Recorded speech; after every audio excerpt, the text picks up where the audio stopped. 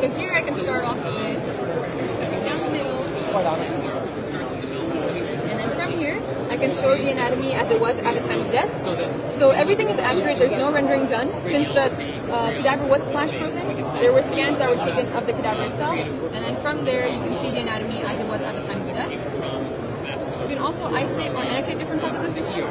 So in this case, I can start by removing the skin, removing the skeletal system and other structures until I'm left with the gastrointestinal system.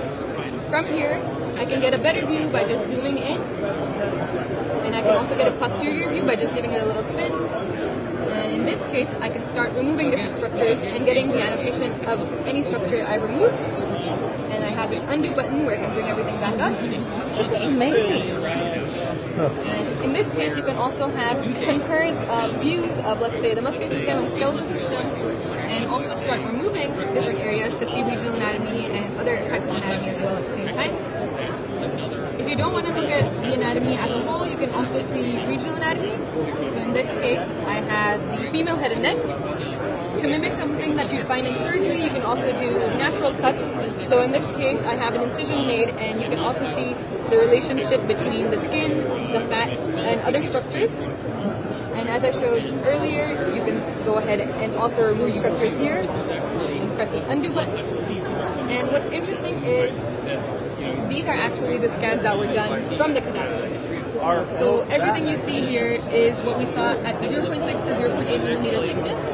And so each time I turn around, slide through the sections, I can see where the and you're not just limited to the head and neck, you also have areas like the brain, large areas like the thorax and the abdomen, all the way down to the leg and foot. And what's most interesting to me is you can load in your own patient CT or MRI scans, and from there you can get a 3D model of what you're seeing. So here we have a post-operative scan of a patient with a brain aneurysm, and this is the actual CT that was provided. You can go ahead and slide through the CT and see exactly where the clips were placed as well. So if I go down here, it'll show where it is here. And same functionality as before. You can go ahead and make a quick cut into the 3D model and see where the clips were placed as well. So it's kind of more intuitive when you see something in 3D, where the clips were placed rather than just focusing on a CT. And you can also add in some vasculature if needed. And you can also move it back down. There's other ways where you can utilize this, where I bring in transparent soft and hard tissue. And so in this case, you still see where the clips were placed.